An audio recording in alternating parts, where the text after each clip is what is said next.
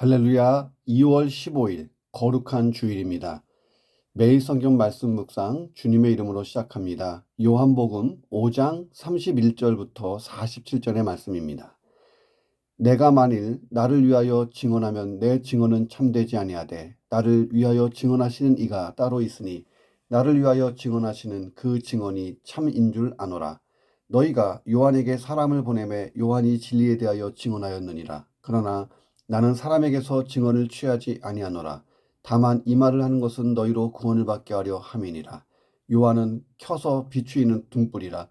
너희가 한때 그 밑에 즐거이 있기를 원하였거니와 내게는 요한의 증거보다 더 큰 증거가 있으니 아버지께서 내게 주사 이루게 하시는 역사, 곧 내가 하는 그 역사가 아버지께서 나를 보내신 것을 나를 위하여 증언하는 것이요.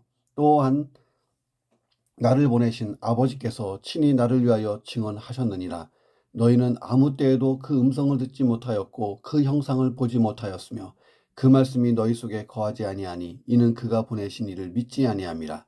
너희가 성경에서 영생을 얻는 줄 생각하고 성경을 연구하거니와 이 성경이 곧 내게 대하여 증언하는 것이니라. 그러나 너희가 영생을 얻기 위하여 내게 오기를 원하지 아니하는도다. 나는 사람에게서 영광을 취하지 아니하노라. 다만 하나님을 사랑하는 것이 너희 속에 없음을 알아노라. 나는 내 아버지의 이름으로 왔음에 너희가 영접하지 아니하나 만일 다른 사람이 자기 이름으로 오면 영접하리라. 너희가 서로 영광을 취하고 유일하신 하나님께로부터 오는 영광은 구하지 아니하니 어찌 나를 믿을 수 있느냐. 내가 너희를 아버지께 고발할까 생각하지 말라. 너희를 고발하는 이가 있으니 곧 너희가 바라는 모세니라. 모세를 믿었더라면 또한 나를 믿었으리니 이는 그가 내게 대하여 기록하였습니다.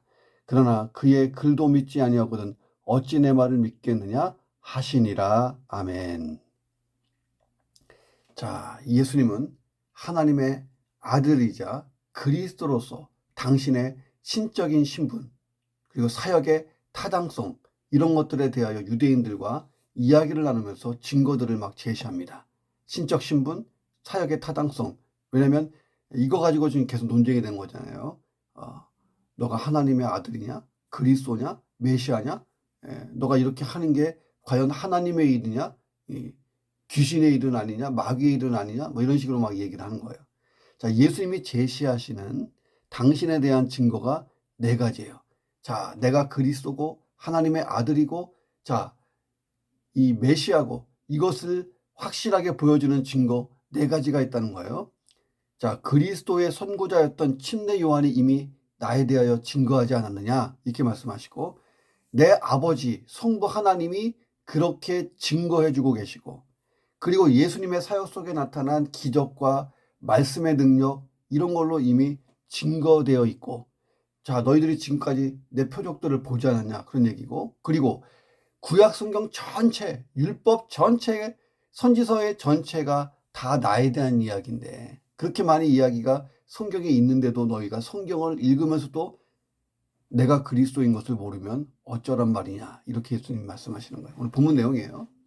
자, 그러나 유대인들은 하나님의 아들이시자 그리스도이신 예수님을 배척하죠. 예수님이 이에 대해서 탄식하고 계시는 거예요. 얼마나 안타까웠을까요? 자, 오늘 본문을 묵상합니다. 첫 번째, 진실한 그리스도인에게서는 하나님의 증거가 나타난다. 하나님의 역사, 하나님의 어떤 일하시는 표적들이 나타난다는 거예요. 유대인들과의 논쟁에서 예수님이 항상 강조하신 게 뭐예요? 나를 보내신 하나님의 뜻이에요. 그러니까 예수님은 하나님의 뜻, 그것이 삶과 사역의 원칙이었어요. 내가 살아가는 이유 아버지의 뜻을 행하기 위하여 내가 사역하는 이유 그 하늘의 일이 땅에서 이루어지도록 이것이 예수님의 어떤 삶의 철학 같은 거였습니다. 신앙 철학, 삶의 철학, 사역 철학. 자, 빌립보서 2장 8절이 이렇게 증거하잖아요. 사람의 모양으로 나타나사 자기를 낮추시고 죽기까지 복종하셨는데 십자가에 죽으심이었다. 죽기까지 복종하셨다. 진실한 그리스도인은 하나님의 뜻대로 사는 사람이에요. 그 방법이 뭐예요? 예수님은 30절에서 말씀해요.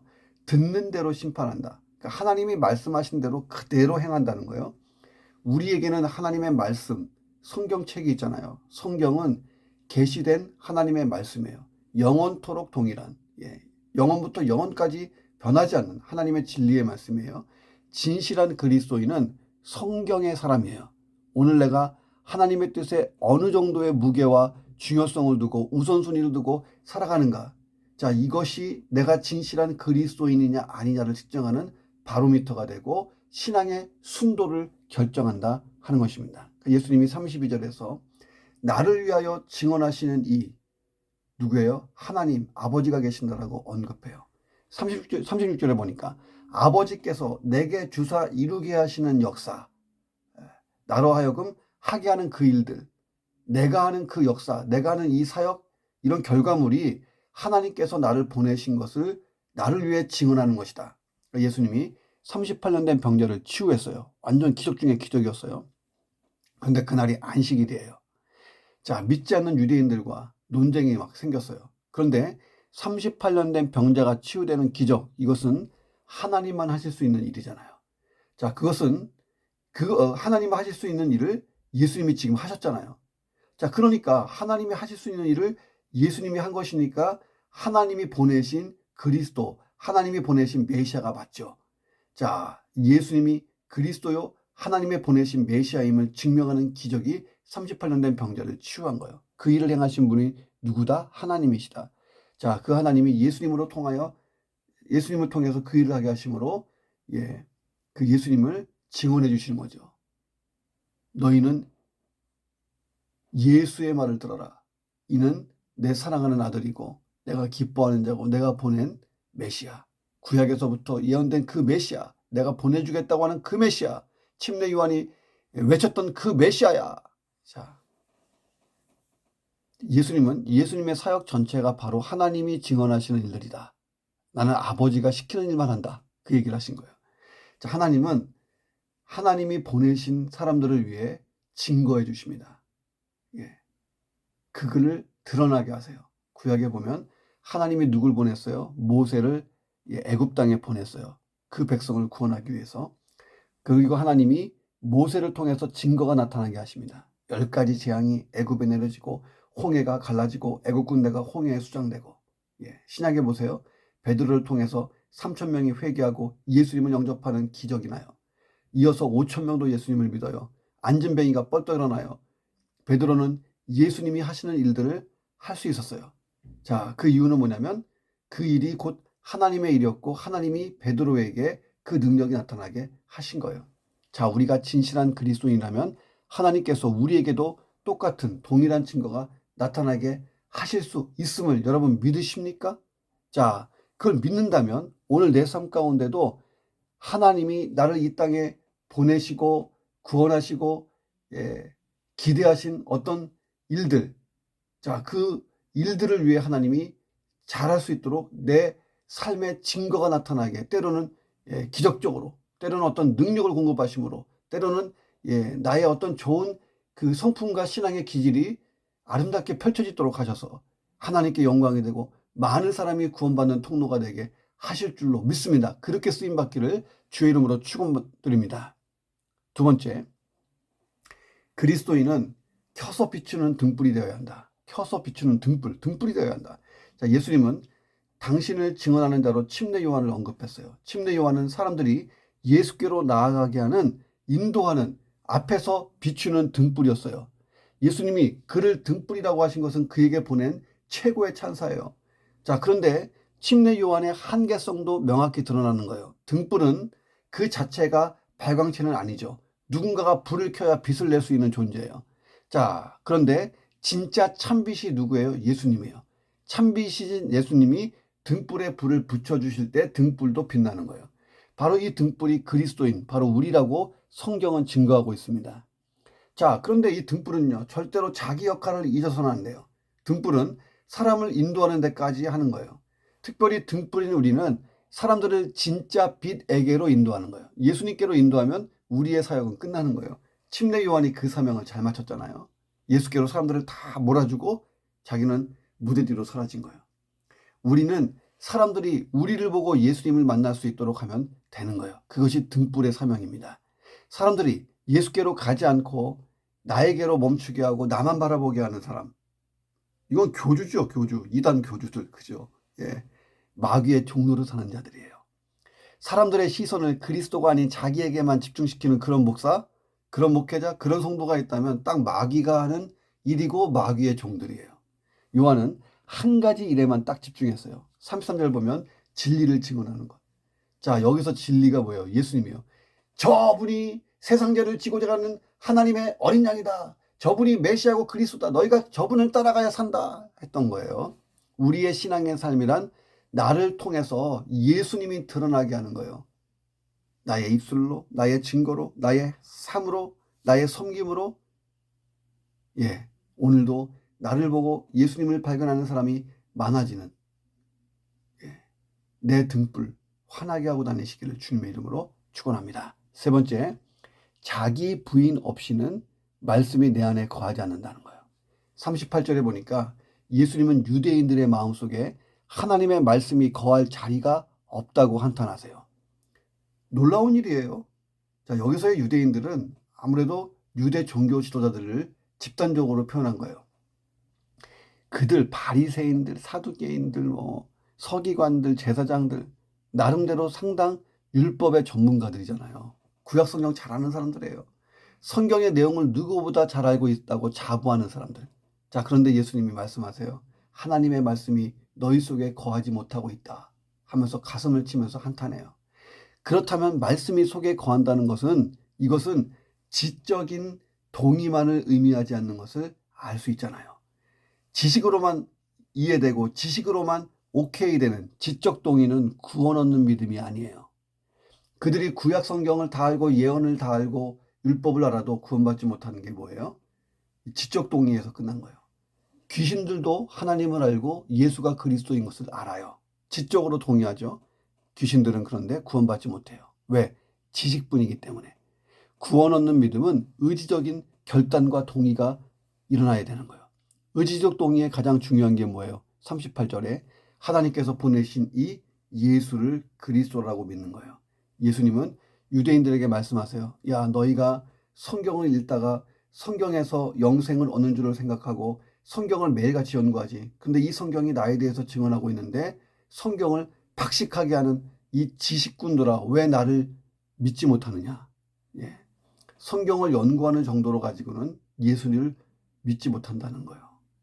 예. 과거에 이 도올 선생님이 성경을 얼마나 잘 해석해요. 이분이 저는 요한복음 강의하는 거 보고요. 깜짝 놀랐어요.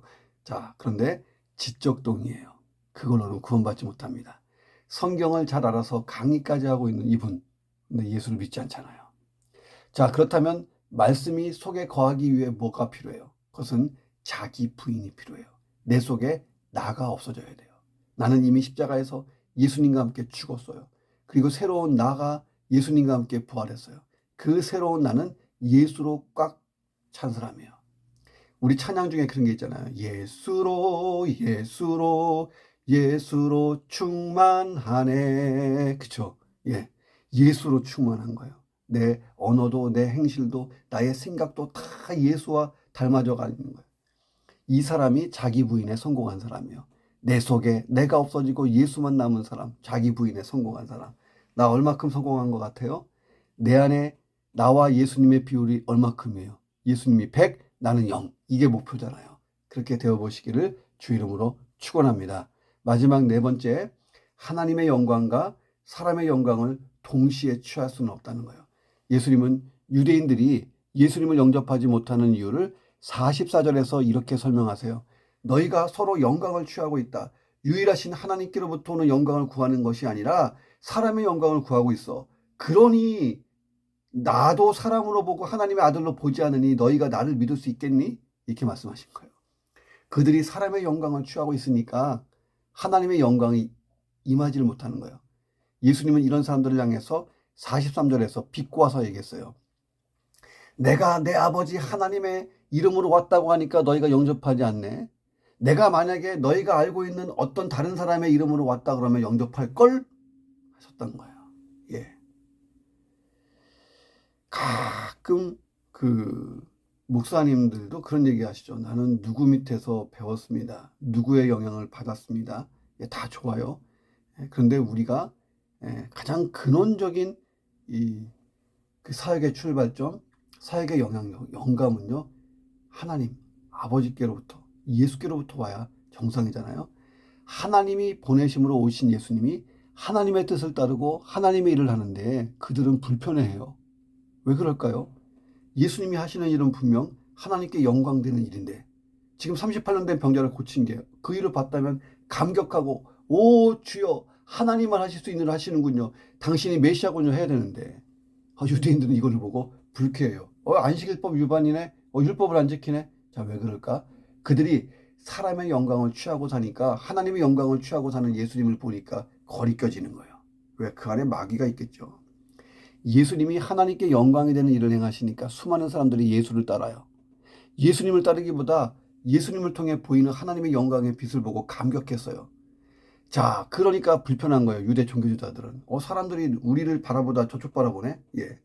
예수님은 사람들에게 자신을 증거하기보다 하나님을 증거했어요. 근데 유대인들이 이게 불편한 거예요. 사람들이 자기를 떠날 것, 많은 백성들이 자기들을 떠날 것, 이걸 불안해하는 것입니다. 자, 그리고 기득권을 잃어버릴 것에 대해서 염려하고 사람의 영광이 자기들에게 떠날 것이 두렵고 자, 사람의 영광이 떠나면 살 의욕이 없어지기 때문에요. 지금까지 삶의 의욕이 사람의 인기와 영광이었는데 자, 그래서 예수님이 그들에게는 참 불편하고 달갑지 않은 인물이 됐어요. 나중에 십자가 처형까지 끌고 가면서 제거하려고 했던 거죠. 결국 그들은 둘 중에 하나의 길을 선택해야 돼요. 예수를 거부하든지 자기 자신을 위한 욕심을 버리든지. 그런데 욕심을 버리기가 쉽지가 않죠. 하나님의 영광을 취하든지 사람의 영광을 취하든지 둘 중에 하나여야 돼요. 이게 같이 있을 수가 없어요. 물과 기름이야. 사도 바울은 이렇게 고백했잖아요. 갈라디아서 1장 10절. 제가 참 좋아하는 구절이에요. 이제 내가 사람들에게 좋게 하랴 하나님께 좋게 하랴 사람들에게 기쁨을 구하랴 내가 지금까지 사람들의 기쁨을 구하였다면 그리스도의 종이 아니니라. 하나님의 영광을 쫓기로 작정하고 살겠다고 하는 고백이잖아요. 자, 그런데 세상의 계산, 세상의 이치 상식에 밝았던 믿지 않았던 유대 종교 지도자들 그들은요 세상의 진리를 먼저 추구하고 살았어요. 그러니 예수가 불편하고 예수를 거부하기로 결정하고 제목을 찾기 위해서 끊임없이 스파이를 보내서 안식일 논쟁, 뭔 논쟁했던 거예요. 사람의 영광을 쫓는 사람은 주님의 일을 한다고 하면서 여론에 매우 민감해요. 사람 목소리에 민감합니다. 사람들이 좋아할 만한 일만 찾아요. 때로 하나님께는 좋지만 사람에게 좋지 않은 일이라고 생각되면 애써서 눈 감아요. 왜? 인기 떨어질까 봐. 사람에게 좋은 쪽으로 가요. 그래서 사람들의 칭찬과 존경을 받아요. 그러면 그 인기를 유지하기 위해서 더한 일도 해요. 뭐 자기가 슈퍼스타인 줄 알아. 연예인이래, 연예인. 신앙의 연예인. 나중에는 사람의 영광으로 가득한 사람이 돼요. 그 사람을 예수님이 난 너 모르겠다. 너 누구냐 하신다는 거 아니에요. 자, 그래서 늘 불안해. 현재 이 현상을 유지하기 위해 급급하기 때문에 유대 종교자들이, 종교지도자들이 그랬어요. 자, 반대로 하나님의 영광을 쫓는 사람은요. 사람의 여론에 민감하지 않아요. 하나님의 음성에 매우 민감해요. 예수님은 수많은 사람에게 복음을 전하고 환자들을 치유하고 사역이 끝나면 밤에 가서 엎드려 하나님께 기도한 거예요. 아침까지. 새벽에도 기도한 거예요. 왜? 하나님의 음성을 들어야 돼요. 안 그러면 저 사람들이 말하는 소리에 흔들릴 수 있어요. 무슨 소리를 해요, 사람들이? 우리의 왕이 되어 주십시오. 예, 우리의 메시아, 우리의 그리스도이심을 우리가 믿어요. 우리의 왕이 되십시오. 우리를 노마에서 구원해 주십시오. 이 소리를 듣잖아요. 그 예수님은 사람들에게 공격받고 버림받더라도 하나님이 정하신 길로 간 거예요. 자, 그런데 하나님의 평강이 마음에 막 넘쳐났어요. 자, 하나님의 영광을 쫓는 사람은요, 진정한 보상이 있는데 첫 번째 보상이 마음의 평강이에요. 담대함. 예. 이 평강은 누구도 못 뺏어가요. 자, 이 땅에서의 보상과 비교될 수 없는 엄청난 선물이 마음의 평강. 하나님이 임재하시는 거예요. 하나님께서는 하나님을 높이는 자를 절대 외면하지 않고 보상하세요. 성경이 증거하고 있잖아요. 바울이 그것을 면류관이라고 표현했어요. 디모데후서 4장 7, 8절 보세요. 나는 선한 싸움을 싸우고 나의 달려갈 길을 마치고 믿음을 지켰으니 이제후로는 나를 위하여 의의 면류관이 예비되었으므로 주곧 의로우신 재판장이 그날에 내게 주실 것이다. 나는 하나님의 영광을 쫓는 일과 사람의 영광을 쫓는 일 중에 어디에 더 바쁜 사람인가 생각해 보세요. 유대인들은 모세를 존경했고 모세를 통해 온 하나님의 율법을 가지고 있는 것에 자부심을 느끼고 있었어요. 율법을 가지고 있는 것이 하나님의 백성의 이라는 것을 증명하는 보증수표. 우리에게만 율법이 있다. 우리는 선민이다. 자, 그런데 그들은 엄청난 가오를 범했죠. 그 율법이, 그 모세가 증거하고 있는 분이 바로 예수님인데 그 예수님을 눈앞에 두고도 못 믿었어요. 신명기 18장 15절부터 18절의 말씀이 있습니다. 자, 모세가 증거하고 있는 그분, 그 선지자가 예수, 메시아, 예수 그리스도예요. 이 사실을 발견하지 못하면 율법을 백날 공부했어도 헛되이 공부한 거예요. 우리가 성경을 매일 묵상하고 매일같이 성경을 연구하고 기도하면요, 한 가지 결론에 이르러요. 하나님의 영광을 추구하는 사람이 돼요. 사람의 소리 듣지 않습니다. 자, 하나님의 영광을 추구하는 사람이 되기를 주의 이름으로 축원합니다. 기도하겠습니다. 하나님, 내 신앙의 삶에서 하나님의 증거가 나타나는 능력 있는 그리스도인, 나의 입술과 행실과 나의 성품과 나의 섬김과 나의 삶 전체가 사람을 그리스도 앞으로 인도하는 그런 하나님의 증거가 있는 그리스도인, 능력의 그리스도인 되게 도와주시고, 어둠 속에서 켜서 비추는 등불 되어 참빛이신 하나님께로 사람들을 이끄는 삶을 살게 하여 주옵소서. 철저하게 나를 부인하고 내 안에 나는 사라지고 예수가 가득하고 예수 닮은 내 인생 되어서 하나님 말씀이 내 안에 온전히 거하게 하시고 그 말씀이 능력으로 나타나게 도와 주옵소서. 그래서 내가 사람의 영광보다 하나님의 영광을 추구하고 우리 주님 앞에 섰을 때에 칭찬받는 종들 되게 도와 주옵소서. 예수 그리스도의 이름으로 간절히 기도드립니다. 아멘.